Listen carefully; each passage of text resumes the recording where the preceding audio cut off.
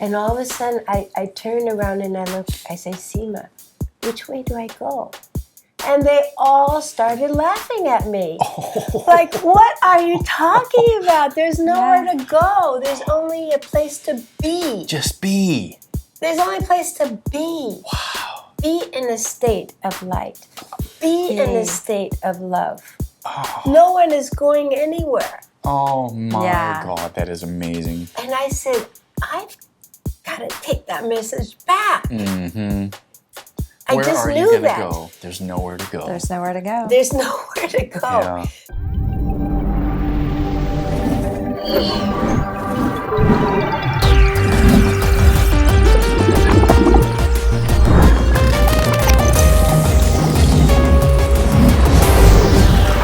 Exploring the human journey. Hi and welcome. I'm so glad you joined us. Every now and then you'll have some experience or you'll run into somebody or you'll find a great connector like Dr. Sarah Larson that will put you in touch with an agent of change or a spiritual socialist. And you'll meet somebody amazing like Helen Samuels and you will find that your life has changed. Helen, thanks for being on the show today. Thank you so much. Now, you're incredible. We went to Dr. Sarah. She had a gathering of people. Yeah, we went to I her love place. Dr. Sarah. And she's like, you got to talk to Helen. And we did, and our mouths were open. We're like, what? So there were so many good things. I wanted to make sure we had them, so we've got our script here today so we don't miss any good stories. Okay, well, I thank you. This is really fun, actually, you know. This is going to be a good time. Oh. So part of what we are doing is we're exploring the human journey. What is this whole thing about? That's what I love about this show. Who are we? Why are we here? What are we doing as spiritual entities, having our human experiences? I'm fascinated by all of the things you've told me. You said you came here and then maybe you had another plan and you didn't want to be here as a child, as an infant. So maybe start in that place. Oh, well, no, actually what happened is that Mussolini died the day before. Ooh. And then Hitler died the day after I was born. Wow. So my mother was in the Associated Press, and she had a photographic memory. Everything she saw, she remembered forever. So she was very, very useful in that place. So being pregnant was not what she expected too much. So we did the best because I did choose her. Mm-hmm. I really believe that you choose. Absolutely. And I waited for the right mom to the right dad and all this kind of stuff because it was the right couple for me, my whole life. Oh, good. Yeah, you'll know a little more. But the thing is that as soon as I was born in Jersey City during the war, 3 days later I'm in the little basket. No, and Associated Press in basket. Oh. So what happened is that my mom had a sign said, if she fusses or something, put her in the outbasket so I can see her, or change her diaper, or feed her, or something like that. It was the middle of the end of the war, and she was like doing her thing. So I ended up not having mamitis like other people, like my mommy, my tita. It was men. So I've always felt that men were so nurturing. My mother was the best teacher for me for the living life in the landed way. But my dad was a dreamer. And my dad was at war too. So I already didn't have any attachments. You know, attached to the family, attached to the thing. You know, all these wonderful guys said, I have 2 brothers. I had to change diapers. So I had all these guys taking, feeding. And then my uncle, one of my uncles, my Uncle Sunya showed up. He said, I'll put her in a dresser drawer in the house, okay? Oh, my. And as soon as this week or so gets over a month, just tell us, okay, fine. So right there, I didn't have roots in the family like that, like other people have. That connection, that feminine connection. Yes, and I learned that, yes, I can survive, with all kinds of different people. I don't have to have everything the same. And I think that is part of my training to be so free, because most of my life, I don't have the kind of attachments that keep me grounded or anchored to anything. I can go and not call back home for a year, maybe. Or so. Oh my. You know, Yeah. so I think that's what I needed when I said that, you know. Mhm. But my family, at age 5, we moved to Mexico Wow. because my mother in 36 had painted with Diego Rivera, one of the top muralists of Mexico, in San Francisco. He was a communist. My mother was not a communist. She was not religious. She was an atheist. She was not a communist. She had her own beliefs. But my father was a screenwriter and Jewish, so I guess they thought he was a communist also. Oh boy. So knock knock at our beautiful little houseboat they were living in Sausalito, and they said the FBI showed up and said we have to show up and say who their friends are and everything. They were intellectuals. Oh my goodness. Intellectuals. That's what they were. You know, people forget that happened in America. Yeah. Well, Yeah. that is that's what my dad said.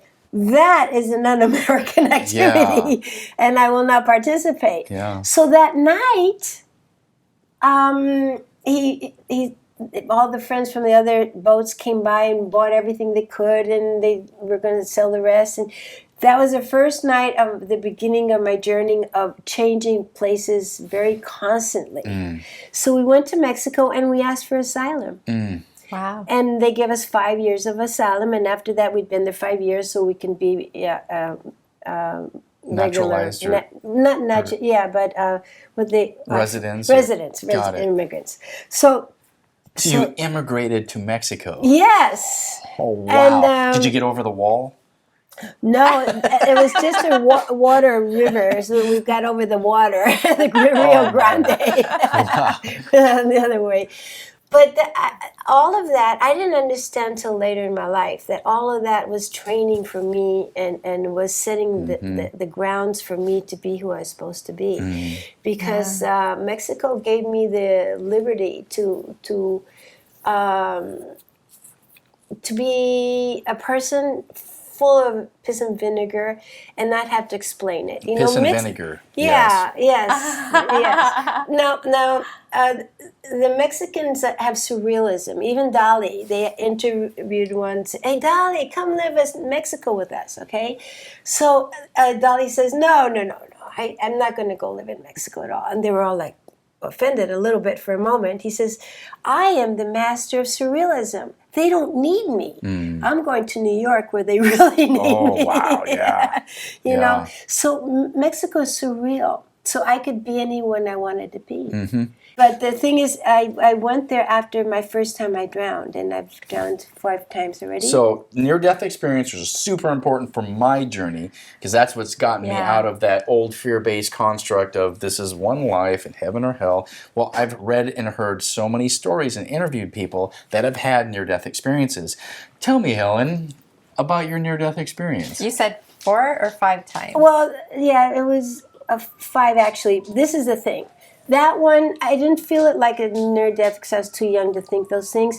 But what happened is that our boat would go out and back and forth, and they taught me how to jump at the right time to go visit my little friend.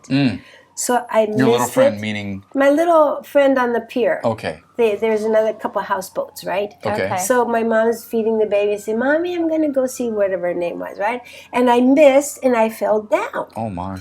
And the baby, my brother starts saying, nya, nya, nya, nya, nya, whatever, you know, and my mom turned and I was there and then I wasn't. Oh, she's fallen into the ocean. And the boats come like that, you know, like that. That sounds so frightening. She went out screaming and all the men came and they put the foot and the thing. And when the guy went down, he saw me like a little frog, like this, and my knees like that. And I was totally unconscious with my eyes wide open. Like a little frog like that. Oh, wow. And he said he was afraid to tear my little fingers. They were so tender, you know, off. So somehow I was holding on so tight and I was unconscious. Oh, my. Wow. So when I came out, 2 days later we moved. And when I was 18, I had another similar one in the ocean. And after that, we moved back to the States. And then So what was your experience? When you're on the other side, do you remember what happened? Not the first one, but I did remember that everything changed and I'm in another place. And in the second one, I realized clearly that everything changed and I'm now in the United States. But the last two are the most important, okay? The last two. In I think the 1, 2, 3, okay. The third one, we were... It's quite remarkable that you have to remember how many near-death experiences. Wow, my mind's just like, what? Is it the third or the fourth? No, it was the third one. So yeah, but I just, each one I had to get into another mindset, another person and everything. Okay, and in the one that we have, okay, I'd have to explain to you something. At some point I met my tribe. Okay, yes. Okay, I always wanted to look for my tribe. Yes. And Lindsay Wagner showed me also a book about rainbow warriors. And I said, I'm a rainbow warrior. And she took me to Peru and different things. And so I met my tribe, okay? And we were all joining with the bioregional people. Our tribe is Vision Council's Guardians of Earth. And for 35 years, we've been doing all kinds of incredible things. So this time, a tsunami started hitting. It was the 26th of December, right after Christmas. And apparently the French had detonated in the South Seas some atomic bombs. Wow. In that year. So the waves 3 days later came and start hitting. So I ran to have a rope and everything with friends with some guy that went out with a styrofoam thing to save some people in the first wave. And then it took all my meat off my finger. It was well worth it, you know. Wow. We saved the guy, right? Oh my But goodness. then I went out, and at that point, it was so like this, like that, like this, like that. I gave up because I always said, even when a kid, you know, I used to say, you know, I was one of the 3 Musketeers. I won for all. And I'd say, Daddy, if they're going to kill me, I don't want them to put the band on. He'll have to look at me right in the eye. Yes. You know, and that was always, if death comes to me, I'm looking at you right in the eye. I said that as a kid. I was always like that. So then I said, okay, hello, take me. I can't fight this, you know. I just take me. Well, what happened is that I was instantly out of my body in a place that was very like white light. And I saw extraterrestrials, saints, female spirits, beautiful female spirits. I saw fairies. They were all sort of white. The veil was just gone and you were there. These are all my characters that I've played, that I've been, and that I had in my life.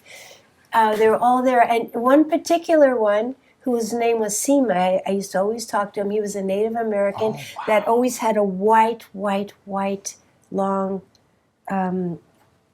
Traditional garb, And he was always the one who protected me. Oh, my. And so at that moment, just when I looked at all of them like that, I felt like a hand of mercy, the greatest mercy I've ever felt, that erased all negative feelings, not memories, feelings. Wow. And when I was raped, when I was kidnapped, when I was, in the gangs with the Peter, all of that, anything negative that might have happened, the feelings were erased. I no longer had sadness, fear, remorse, none of that. And all of a sudden, I turn around and I look, I say, Seema, which way do I go? And they all started laughing at me. Like, what are you talking about? There's nowhere to go. There's only a place to be. Just be. There's only a place to be. Wow. Be in a state of light. Be in a state of love. No one is going anywhere. Oh, my God. That is amazing. And I said, I've got to take that message back. Mm-hmm. I Where just are you knew gonna that. go? There's nowhere to go. There's nowhere to go. There's nowhere to go. Yeah.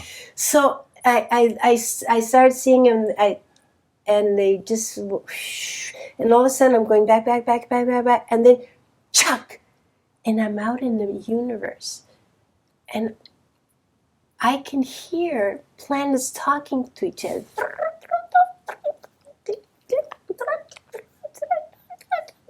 I said, everything's so clear. No humans around. Nothing to tell me it's not so. Yeah. You know, Mess it up. you know, it was, and I realized, whoa, you know, okay, I'm in the earth. I'm in my own body. I'm in my own mind. Everything is connected. The planets are talking to each other. Wow, that's so beautiful. Everything is connected. Yeah. I had that message added to it going on the way back. Mm. Then I start going back, like lines, and pop. I see the two young men that are coming out into the water to save my body. Oh, boy. And I look at my body, totally dead. Oh. And I'm like, oh. How do we connect now? You know, like, whoa. You know, and I see them, and I saw exactly who they were. I know their names and everything. And we were like 300 people on that beach, you know, and all our babies, all our children were saved because that morning our clown took them up to the forest to look for fairies. Oh. All the babies were saved. Oh. We only lost 4 people. Wow. Yeah, of the whole tsunami, you know. It was sadly to say, but anyway, so I saw them. So then another thing, Mm-hmm.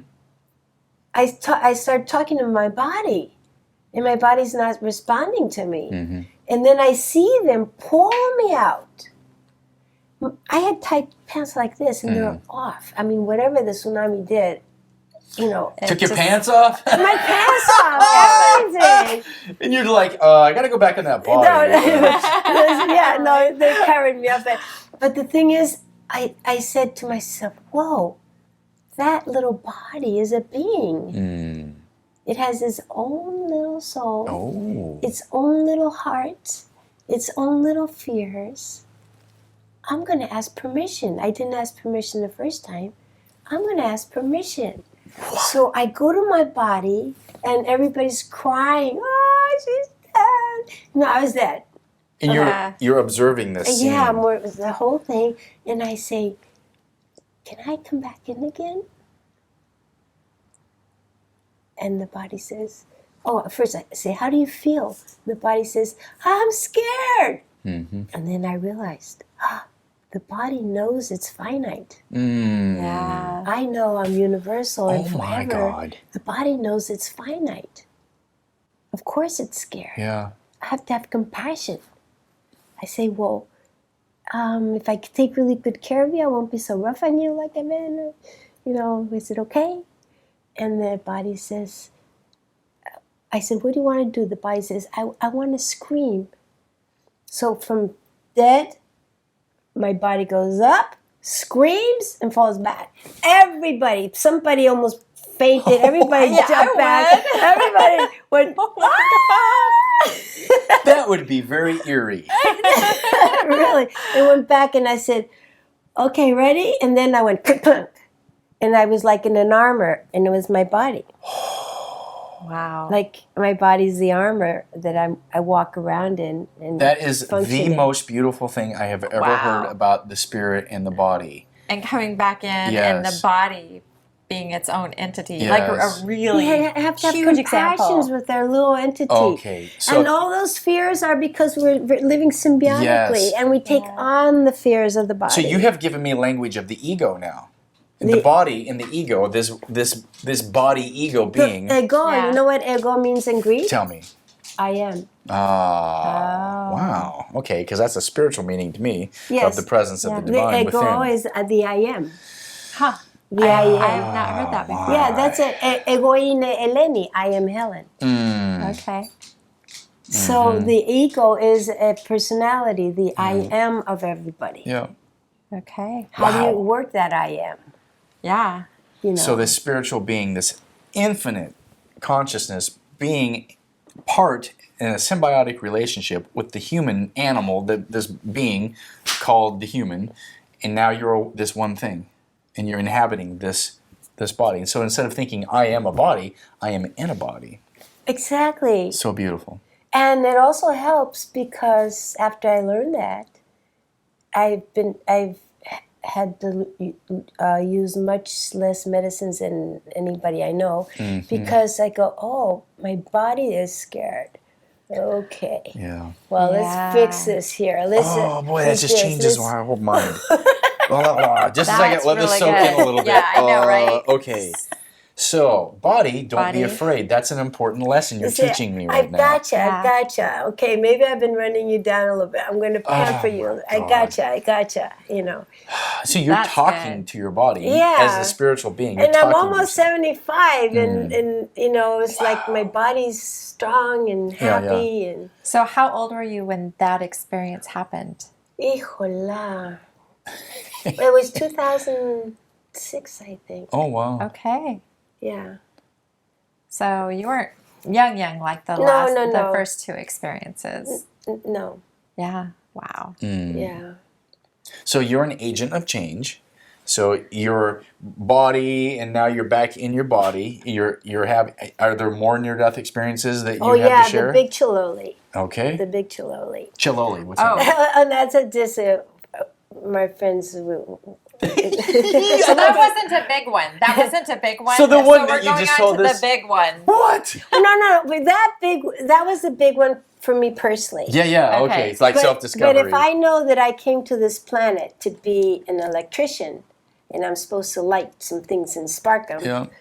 and you have like the biggest Christmas tree ever, you know, and Yeah. you came here to light it up, you know. You're a Christmas tree lighter. That's what I know. You know, but I'm putting it in that way. What I do is I catalyze. I start up. I spark. Yeah, you do. As a matter of fact, the Mayans, the name they gave me was Limbal. And when he gave me my name, he said, he goes, "Shh," with the match. He says, this is not the kind of fire. The sun is not the kind of fire. The wood burning is not the kind of fire. Limbal is the sparking. Oh. See, The I don't catalyst. do anything. All these people say, oh, you did so much work. I didn't do anything. All I did is spark you. You're sparked. Okay, I can go now. You know, it's like my mom says, why don't you stay Fun. with your projects? And I said, no, once they're sparked and they're working and they got it, I'm off. I'm going elsewhere. That's why your that's middle name is fun. Sparky. I got it now. I got it. Now it makes sense. So I always knew that I came in for something special. And I'm going to tell you that I'm coming out of the closet here of a lot of things because I never felt a need to really talk about this right now. But now that We I'm won't tell anyone. now that I'm exercising my myself for my book, I'm being a little more open Yeah. and certain things, right? You know, Yeah. I knew as a child that I was different. And my parents did also. They knew too. You know, yeah. Like my mom would say, Bobby, did you go outside and tire Helen out before dinner? You know, I was catch a fire. I was alive. Even when my mom was finally coming to the West Coast, you know, after I was like 3 years old and in the military transport, there was like a green, what do you call those, St. Elmo fires right on our wing, right? Yeah. And of course, I thought it was for me, you know, like, oh, mommy, the light just for me. And I was like happy. Anybody else would be terrified or whatever, you know, anything that has to do with light or sparking, or stars, you know. I was a strange kid. My mom, the most practical human being in the planet, with an IQ over almost 200 something. I don't know, off the charts. Yeah. My dad, the beautiful dreamer, you know, like and I came in, and I was ADD, OCC, but all the I don't know how many names they would have given me. You went to 11 on the scale of 1 to 10, right? I was the only Firecracker. baby I know of so far that had her own high chair in Eddie Condon's jazz club Oh, in New York. wow, you were a cultured child. Yeah, everything was about culture, jazz, everything. And my Yeah. parents said that, one lady says, children belong with their parents at home. No, he says, children belong with their parents always. Always. Yeah. Oh, the jazz club. That's good. Yeah. So my brothers were different, I must say. So we had a different life when they came. But in the first 5 years, it was like I was so alive. You know, I would go to my first little school, and the second day, the teacher's teaching us about rainbows and rain, and I thought a rainbow came out. I saw a rainbow, and I always thought everything was magical. Like, oh, the rainbow is coming to support the teacher. What a wonderful, how powerful she is. I'm thinking all these things, and I go, children, let's go see the rainbow. And then I hear, bang on the table. That's not the first time I heard that bang on the table. And she says, I am in charge here. Who do you think you are? Sit down and shut up. Oh, boy. So that was the life. So I hardly have any schooling at all. My mom homeschooled me mostly. Wow. My dad said they're going to break her spirit any day now. Oh, your dad is so Yeah. precious. Yeah, They both knew. they sort of realized. So they would put me in a school sometimes maybe to acclimatize myself with other kids. And stuff. Socialize you a little bit, right? But they put me in the school, and then something would happen. You know, like invariably a month or so, and then third grade I think is the only school at all that I had 1 year of school, and I think that was because the professor was from Oaxaca, and he was so polite, and he was so charming, and he was telling about the Greeks and taught us music. You know, so I did really well in his class. But that's the only really year I finished. And this is growing up in Mexico. Yeah. Yeah. Wow. Yeah. So you're immersed in the culture. totally. And do you look different than the other kids? I mean, No, a blonde-haired, blue-eyed student No, versus I a different mean- color? In Mexico, they have a saying, you have a cara de nopal. Your face is made out of cactus. Oh. I say, you know what? I have corazón de nopal. My heart is a cactus at this stage. Oh! For You're real. prickly? Yes, I'm prickly, and I'm a delicious, nourishing cactus. Oh! But the thing is that no, cactuses are great, you know, Yeah. tequila and everything. No, There you go. no, it's the staple. Cactus, Yeah. tortillas, and beans Yeah. is the staple back then. So the thing is that okay, one school, the teacher, like I think it was fourth, said, put your hand on the thing. She's gonna hit me with a boy. ruler, right? So I put my hands in and I say, I will not participate in you torturing me. That's right. You will have to force me. Yes. That is an injustice. Expelled. Expelled. Whatever. I got expelled more times than I Oh quit. my But gosh. anyway. Get me back to your near-death experience. I Okay, don't want let's to go miss to that that. one. Okay, this was a big one because I came back knowing that I had a mission. Ooh. When- Now we're talking. No. When after the second one, I knew I had a mission. Okay. There was a reason. Yeah. There's a reason. I knew I had to be here. So after that, I didn't get really fretful about it. I said, oh, okay, what's the mission now? You know. This one was strange because I had gone away from spirituality for a good 5 years. Into what? I Just I like- was one of the only female producers of commercials in Mexico. There was no such thing as female. There was the director. He was in charge of everything, but I was the producer. Yeah. And that year I had done 70% of all the commercials. Ooh, I did 36 commercials in 5 or 6 months, in 5 months or 4 months, whatever it was, you know, and in all these different sites. And I was exhausted, wasted, wiped out. My daughter Hari saw me. I was then somewhere like 3 months into it. One of the guys says, "Look," I said, he says, "You haven't slept like in 2 days." I said, "I just need to get a model by tomorrow because the other one quit. I have to have a model from New York. I have to see all the castings." And he says, "Oh, why don't you try a little coke?" I said, Oh, he said, just for today, what I didn't know, and if anybody would have told me, forget about addictions and stuff like that. I could get out of them if I wanted to. But for 10 years, I couldn't dream. Oh. And I was the one who had the best dreams in the world. That was your connection. I went to other planets. I came back. I took my dad to another planet. My connection was chunk. And the weirdest part is that the next day I was feeling under the way I was even when I was tired. So then I needed it. So now you're starting to get into the medicinal use. I never got back to my own fire for a while. And it wasn't until also my body, when the drowning thing, my body started just breaking down, saying, I'm not supporting you. You're just, you hate me. I know you hate me, whatever. Yeah. So I finished that whole thing, and we decided, this was not conscious, okay? We decided that the director, his girlfriend, the cameraman, I had my daughter sent in. She was like 8 years old, in the plane, and we went down to Cancun and to that area when it was really virgin, right? And so I'm a nature girl, so everybody was resting, everybody's fine. And I had that little several months of that scenario, right? So I take my shoes off and I need to feel the earth. I need to feel earth, okay? Yeah. So I started walking around, but it's coral.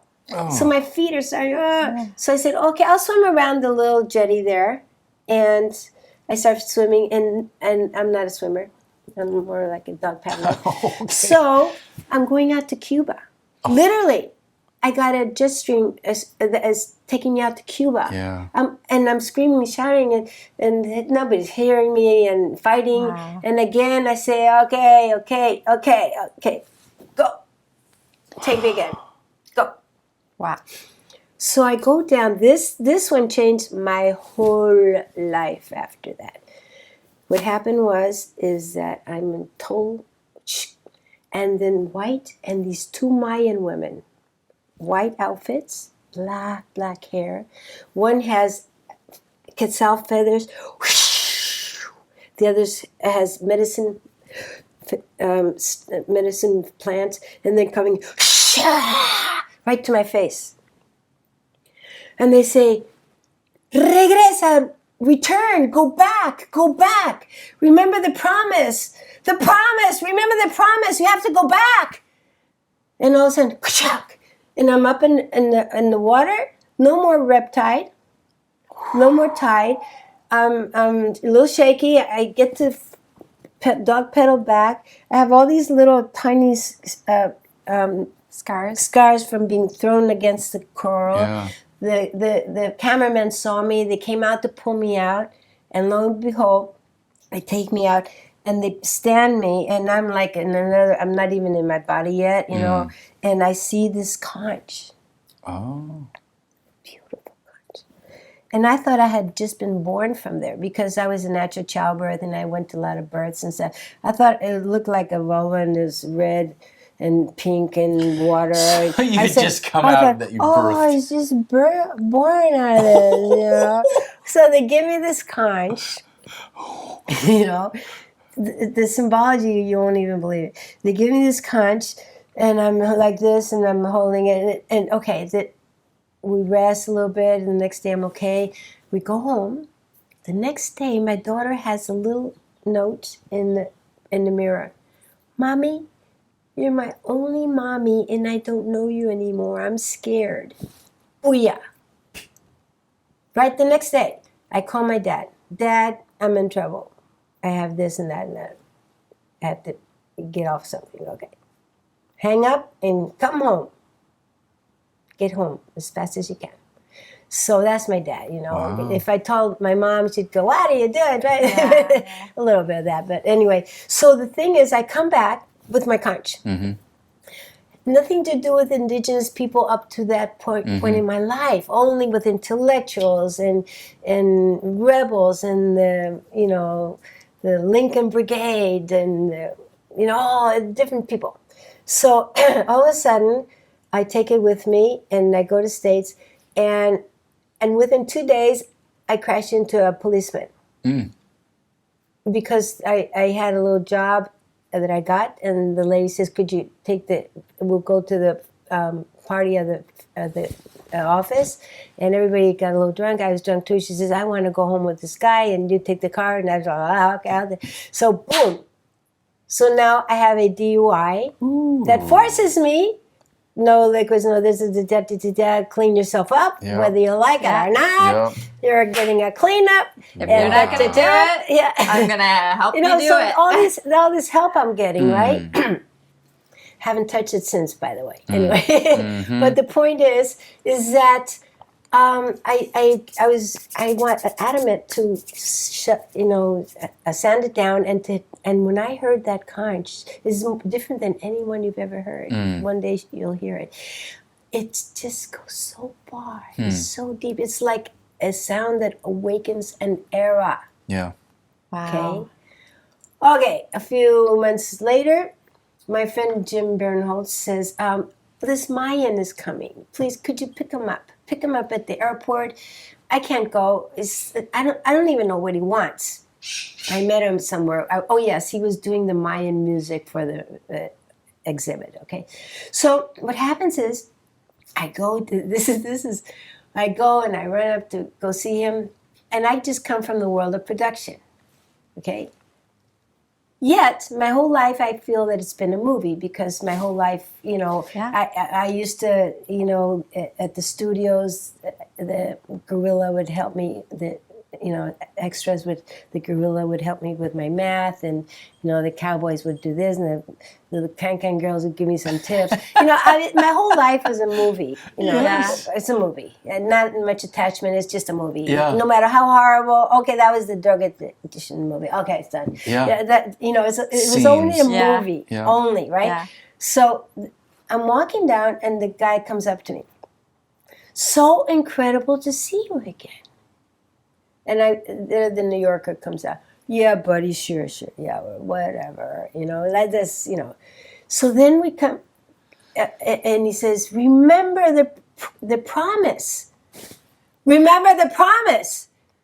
I tell you, every single thing in me went like that. He says, "How clever of you to come back as a white woman. You can really help us." Oh my God. I said, whoa, hold on.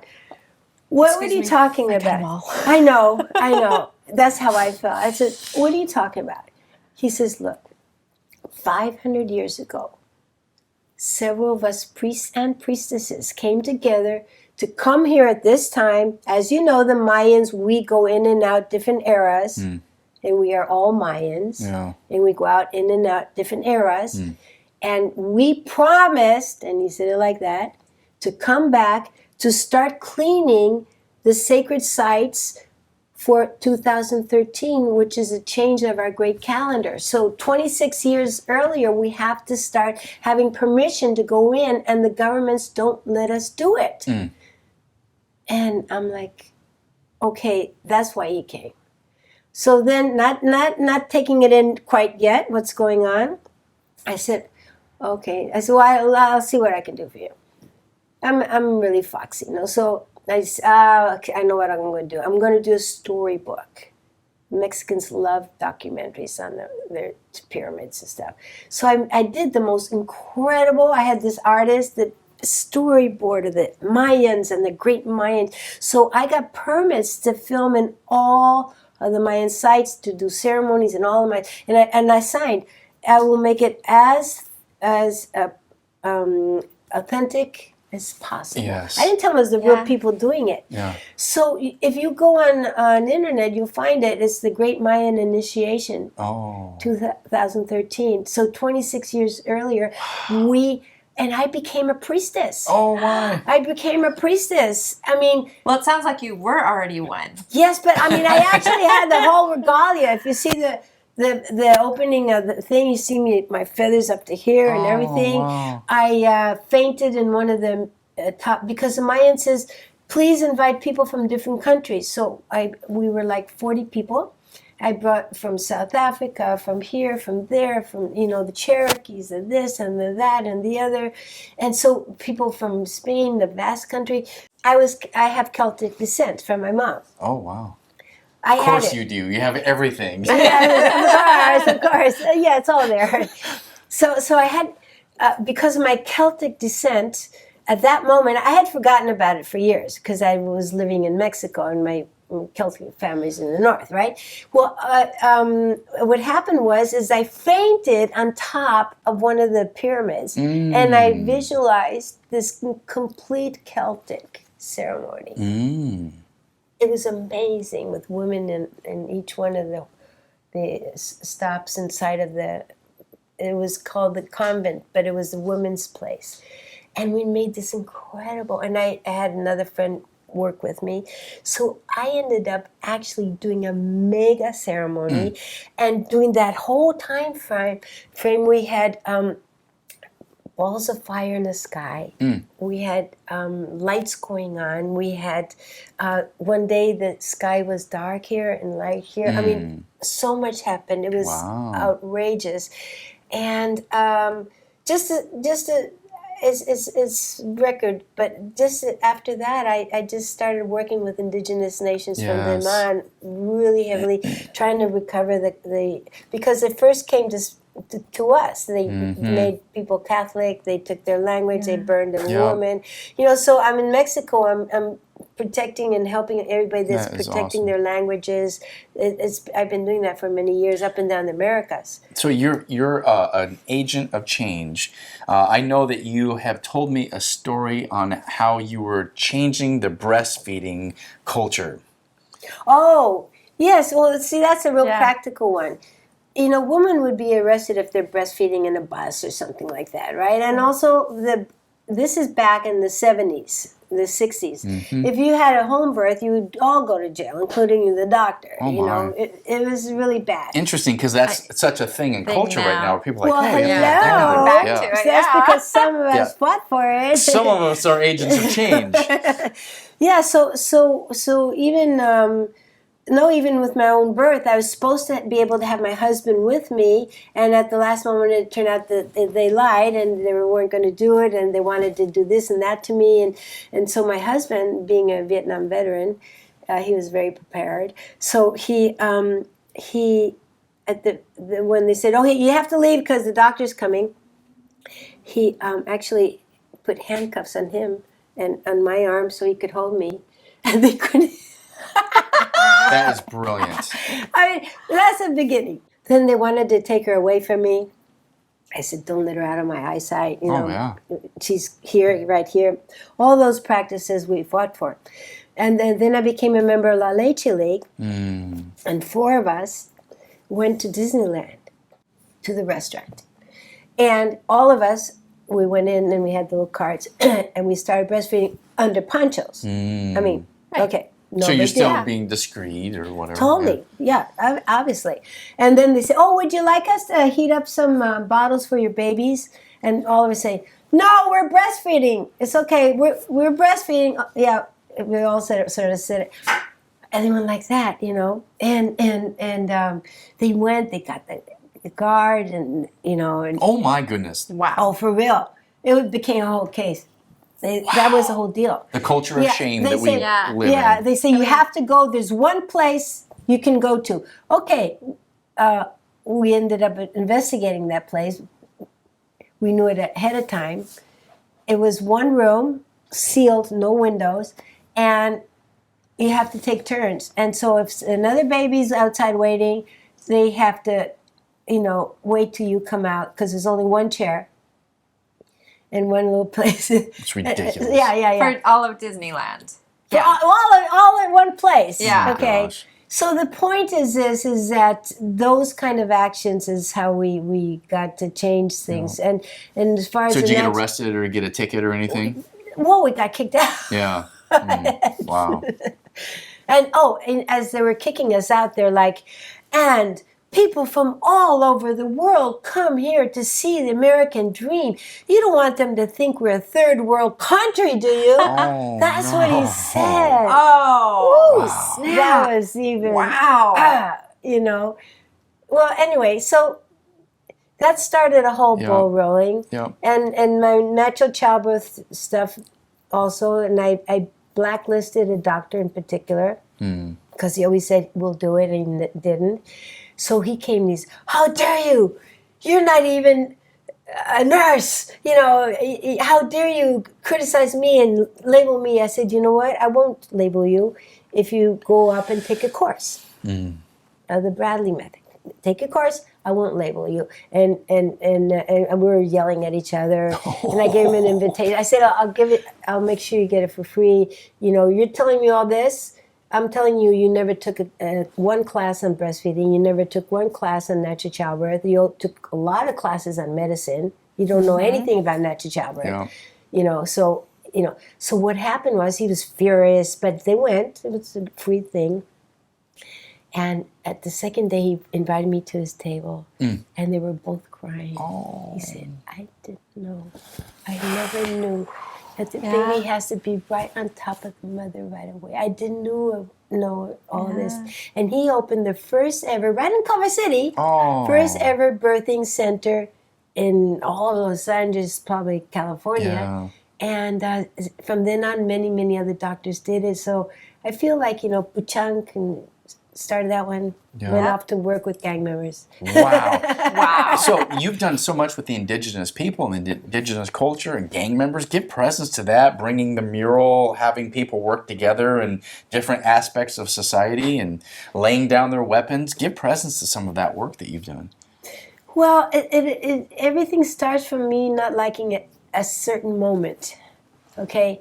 Here I am an environmentalist, also working as an interpreter, and my daughter's already like 16. And I was one of those moms that I'd rather they be in my house with all their loud music and screaming than outside in cars or in the park or somebody else. You can spend all night if you want, just let your mom know you're here. Yeah. I was that mom. Yeah. Yep, we have that. Yeah. So the thing is that her best friend in school was a young black man.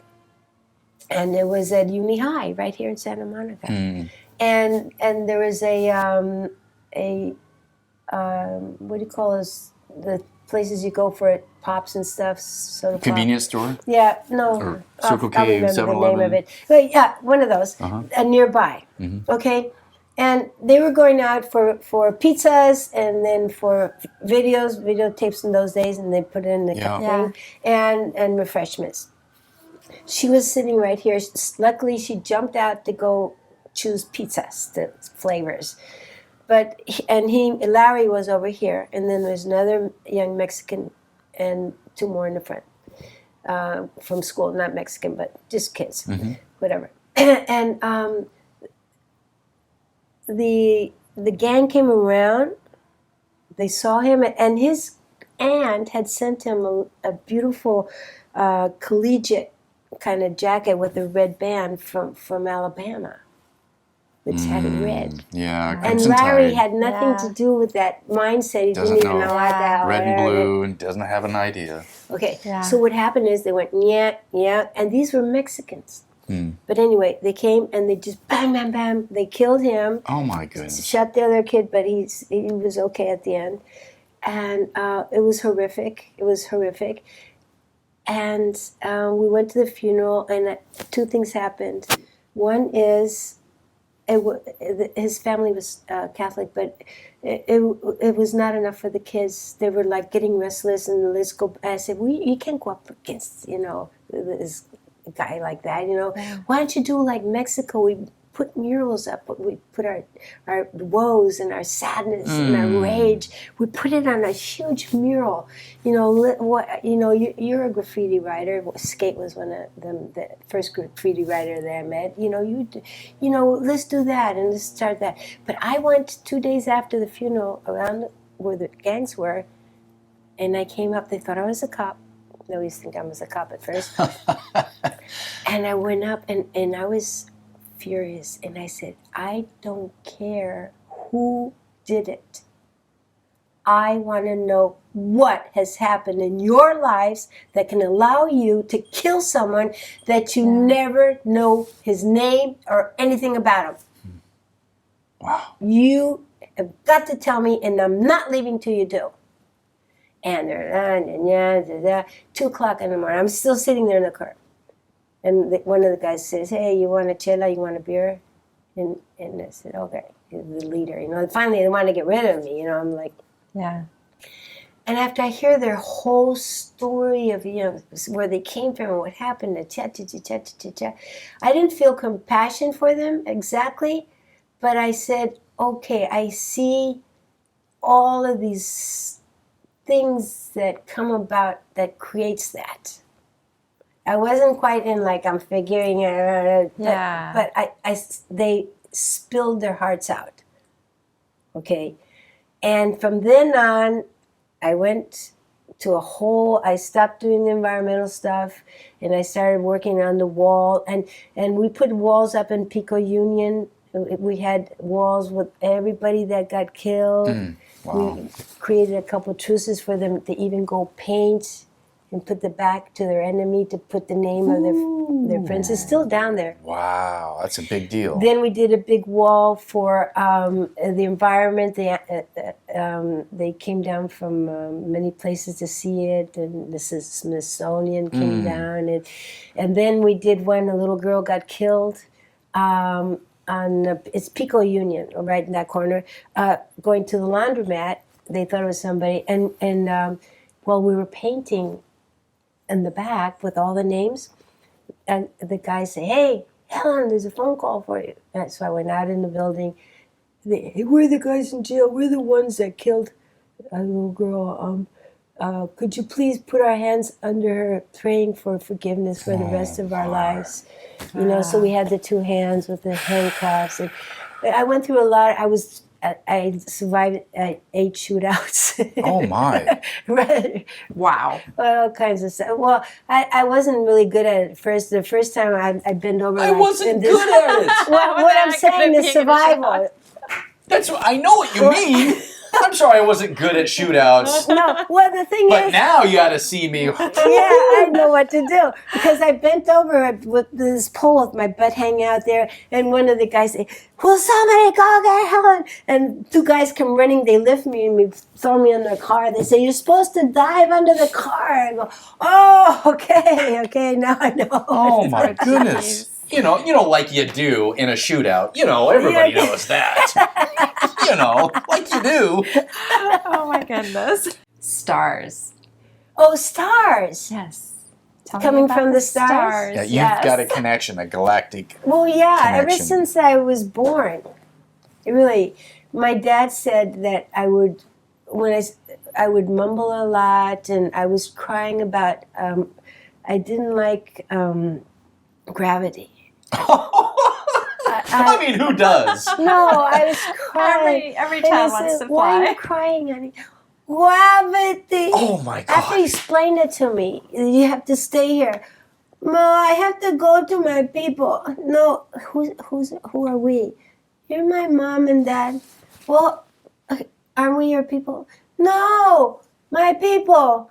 I have to go to my people. And I walk in a trance. This is like 4 years old, 3, 4 years old, 5, whatever. I'd walk, and my dad, they had a little string on my toe, right up to the ankle, so it would like pull a thing. Yeah. With my dad would know that I'm walking. Yep. And he would quietly go. And he told me every time. He says, you would stand up and you're talking in some other language, and you're looking directly to the Pleiades, and you're talking, and then you start. My dad loves stars. Yeah. He loved astronomy. He says, and sometimes you'd get confused because they would tell you to look at Sirius, and you'd always go back to the Pleiades, and you would be talking to them, and then I thought I could fly. I tried jumping from the couch, and I fell. I tried one time from the refrigerator. One time I dreamt I guess I was dreaming every night that I was flying. I don't know. I said, but Daddy, I can fly. I know I can. I've already flown. I know I can. What is it? Gravity. Gravity. Damn gravity. So then, the worst one that saved me, but I really realized, okay, I have to get used to gravity, is that it was a little porch like around there, and I said, all I know is that I need the takeoff. So I was waiting for my dad to come back from work with his briefcase or whatever. I said, just the takeoff. That all I know. So I had a stool, and I said, Daddy, and he says he's walking up, and I said, I can do it. And I put my foot on a piece of wood, and I jump off like that. And he says he almost broke his back to fall under the cage. Yeah. Oh my goodness. And then they came the prohibition. No more flying. Prohibition that locked you down, girl. No more flying. Wow, you got grounded, literally grounded. Wow. I would take my dad to other places, flying, and I couldn't. I didn't know when was dream time and when was earth time. I wasn't. Have you maintained that connection through your life? In another way, a far more mature way. Well, of course. Meaning you're not trying to fly, but... Well, there's something about the soul incarnating here on this planet, having this human experience, but knowing that you're from a different space. Some people feel that connection. Gail has felt that. And then you find a way to articulate that in adult terms. But you found that as a child. I don't know. I was an adult and I couldn't quite articulate why I was missing home so bad. Oh, yeah. I mean, like literally bawling. I'm like, where did this come from? Why? I don't get it. I'm here. I said, why are you crying? I had a hard time. Yeah, I had a hard time with all of that for years. Even becoming a young woman, it was hard for me. I wasn't normal in that way either. You're not normal, Helen. You're not normal. but That's great to your benefit. As I grew, I realized that I'm an emissary from there, and I came to do things. And I have once you have an intent of why you're here, it helps. It helps. You get through it. You get through it. Now, speak to that consciousness. There are other beings and other dimensions and other spaces that are here. Some of them are agents of light coming to help these people that are on this planet.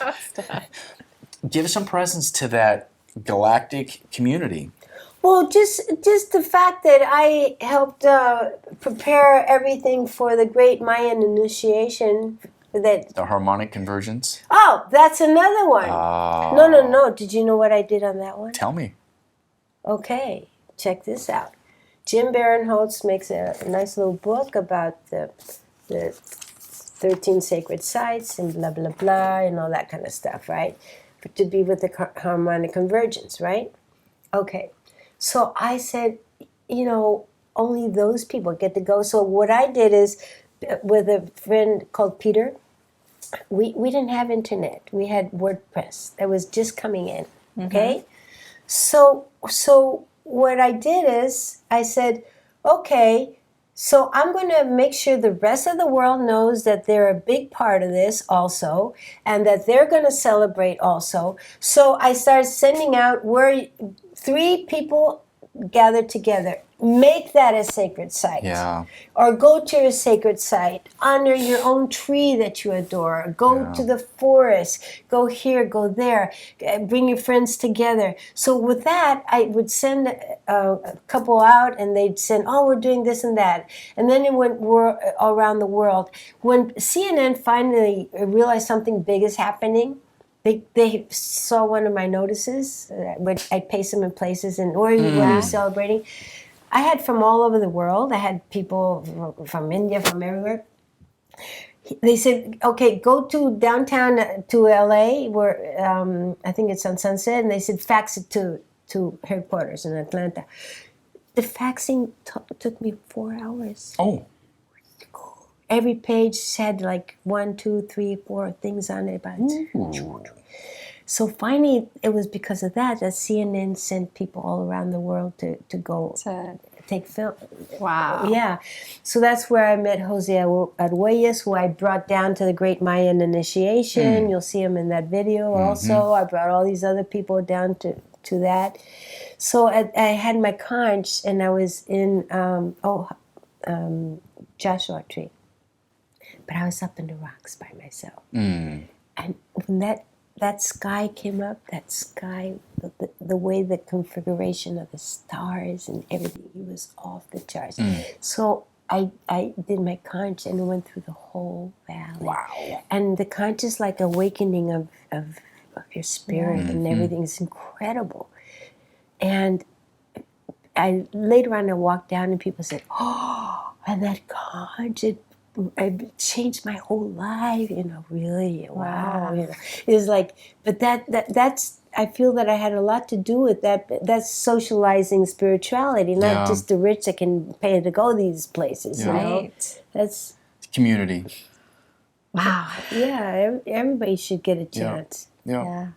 Give some presence to the work that you're doing in the world just through all these human experiences. And what is it that people need to be aware of and to need to build together? Well, I'll tell you, sometimes I've had to learn my experiences the hard way because I was always like a tough little kid. Still stubborn. So I learned one lesson one time. I go off track and I have to learn the lesson 2 or 3 times, before I really get it. Yeah, that's we all just do. me, stubborn. Taurus and Aries, working together and working apart, Taurus, Aries. Okay, so just to give you an example, when I ran on fire, I prepared myself perfectly, and I ran, and it was so perfect, I thought I was walking on a pillow. So I started showing up. Oh, that's no big deal, blah, blah, blah, blah, blah. So he says, well, why don't you try it again? And the second one, the first step I have a piece of coal in my toe mixed with my other toe, like this. I went with it the whole way. It totally broke my haha, what a big, not a big deal, And I had that fire there, and I had to walk the whole thing down there, and I came around, and I went right to the bucket and stuck my foot in. Yeah. And he said, what happened? I said, I brought this ember with me the whole way. Yeah. He says, well, what are you going to do about it? I said, you know what?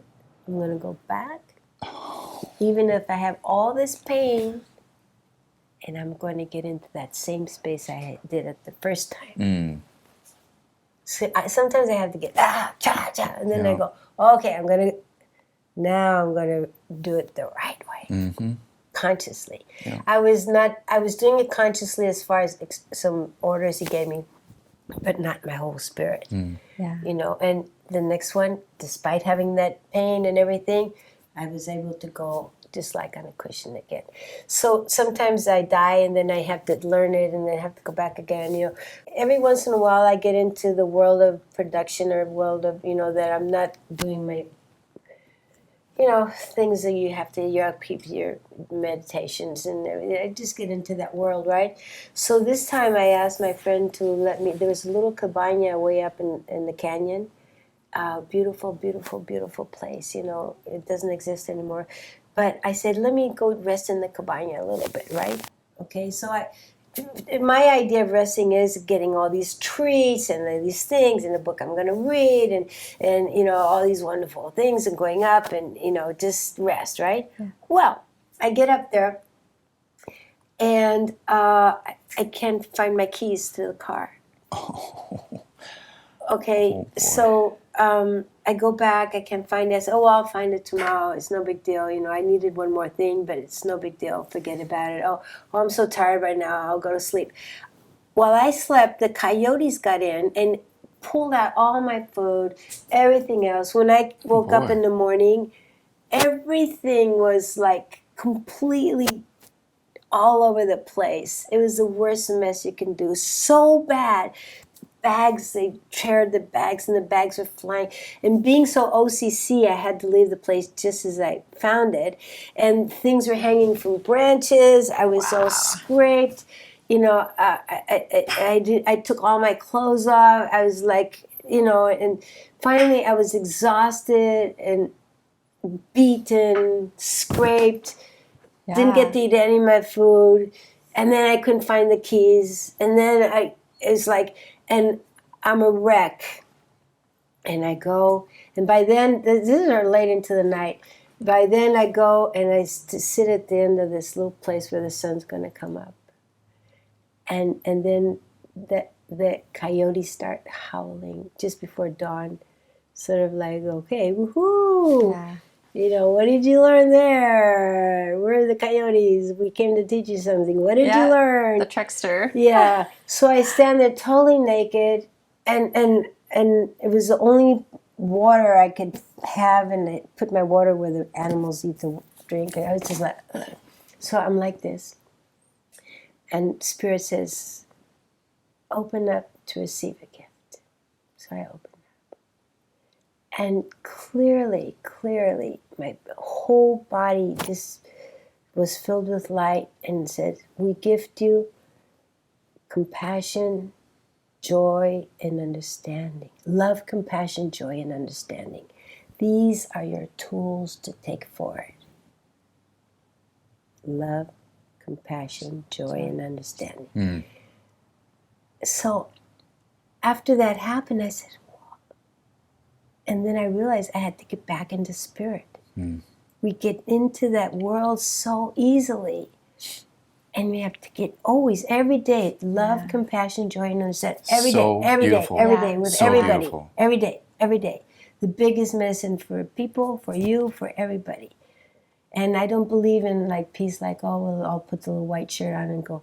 No, radical peace. Mm-hmm. Do something totally awesome for somebody to feel peace. Yeah. Mm. Create something huge where peace is not something you're asking for, it's already there. Oh, it's so beautiful. You know what I mean? Wow. Yes. Yeah. How do people get a hold of you and your work and connect with you? That's why I never did a video before, because I like to be a free radical. Well, you're a free radical. What are the projects that you want people to be aware of? What is this thing that Helen is producing in this global community? What is that connection that people can make with you? Well, you said you're working on a book. That sounds exciting. Okay, this is the thing. Once I get my book out, I will be really willing to, because it's so many things happened. I mean, is it going to be called Sparky? No. A free radical? No, it already has a name. Tell me. I didn't believe it either. My life story. Oh, that's beautiful. It's the truth. I love it. Wow. At some point, somebody's going to see this, and at some point, your book is going to be out, and they will find you. And there's so many details. You have no idea. We don't going have any out into idea. the jungles, going up, with Chief Phil Lane, with 36 countries, going. I always show up like with Patch Adams in Sri Lanka, or with the medics in Haiti, like an earthquake. I get on a plane and I go there. Or you're connecting in the United Nations. Also, well, I am like a little sore in the rib of the United Nations. I can't imagine how that could be. No, that's my biggest fun, I'm telling you. For example, Brazil. Okay, the first one. Beautiful, environmental, blah, blah, blah. I'm bringing down 2 of the gang members that are actually working with the environment, blah, blah, blah. And I read a paper. They're paying $40 for every kid that's killed to clean out the streets so that there won't be begging so much. Oh. I read this, right? And then a little bit along says, they killed 2 young men for putting a graffiti spray on the bottom of the Corcovado, which is Christ. Mm-hmm. I'm not religious, but I'm sure that Jesus would not like 2 kids being killed because a piece of cement was defiled. Yeah. That's just my point of view. But so I get there. Because I'm a trickster, I already had told the Brazilian when I went for my papers that I was pressed, but I gave him my UPS card. Oh! It's not it's not United Press. It was UPS truck driver. Yeah. And they go, yeah, okay, UPS. Oh, that's so good. No, I'm a real trickster. So I had full access to the media room, right? I was going to use it for other things, right? So I get there, and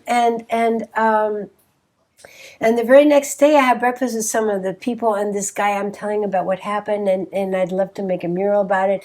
And this millionaire says, well, who do you have in mind? I say, well, this guy and that guy. So he immediately gets tickets for them to come down to do the mural. But I decided, I went in there and I said, we're going to make a Brazilian street children march in 3 days. Okay, I put it in everything. I went to the schools that had the children with the samba. I got all kinds of people that take in children, others that are teaching them about AIDS and stuff like that. I trained children in the park to be spokespersons like a 5 minutes laser talk or whatever, and movie stars came up, everything. We had the biggest march. It was hundreds and hundreds of people. The fire department showed up to help us. And I did that in 3 days just by having access to that thing. And we wanted to bring the children in, at least the ones who were speaking and the samba kids and everything, and bringing them in. Somebody gave me this big heart tent, giant, the biggest tent of all, to bring them into. So I said, come out and buy a ticket, 2 tickets, one for each kid, and you walk them in. So we walked them in with tickets, and they spoke to the people. Was amazing the way they spoke. This one little girl, she was I think 11 years old, and she says, my mother sold me for sex when I was 9, and she says, and I want all of you men, when you're thinking that I like this, I hate you. We all hate you. Yeah. We, this and that. And why is it so easy for you to do this? Why is people are late? And she spoke really strong. Another kid said, they're telling there's AIDS, but we don't know how to read. They're not telling us what to do. And, really hardcore stuff, and people were crying and hugging. And, so that's the kind of things that I do. At Turkey Habitat, I took 26 gang members and graffiti writers, because it was Habitat cities, and Mexico City, Mexico at least is 65% are youth in poverty. And guess what happened? Wally and Dow did a contest of best practices from all the youth of the world that came, 130 countries. Mexico won first place, second place, and third place of their projects that they had already been doing for so many years. Oh, wow. Creating in their neighborhoods for the well-being of their neighborhoods. Yeah. Nice. Yeah. I feel like we've been around a fireside chat. Yeah. Gotten to listen to Grandma's stories. Yeah. And MTV did a whole MTV Road Rules down there, too. You can see it. Wow. They couldn't believe it, yeah. All right, so you have such a bright, shining light within you that just wherever you go, you're lighting everything up. If you were to take all of this human experience this time around that you're on, and you were to give us something that kind of like distills it down into this thing, what is this one thing that you'd have us know about our human journey? Love is not something that you lose or you try to get. Love is something you feel when you're giving. It comes from there out when you're giving. When you give, that's when you feel love. Not when you're asking them to give you. Not when you're hoping they give you. Not when you're wishing they give you. It's when you're giving it, is when you feel the warmth and the beauty of love. Oh, beautiful. That is beautiful. Helen, you're awesome. I'm so glad that we got a chance to chat with you. Thank you for the work that you're doing in the world. Keep doing your thing. And I can't wait till your book comes out. Yes, I can't wait either. And to you, we say, namaste. Hey, Tlazokamati. Thank you in Aztec. Thanks for joining us here on Exploring the Human Journey. You can find us as a video on YouTube or listen to us as a podcast. You can also join in the conversation by following us on Facebook and Instagram. For more information, go to the website at exploringthehumanjourney.com.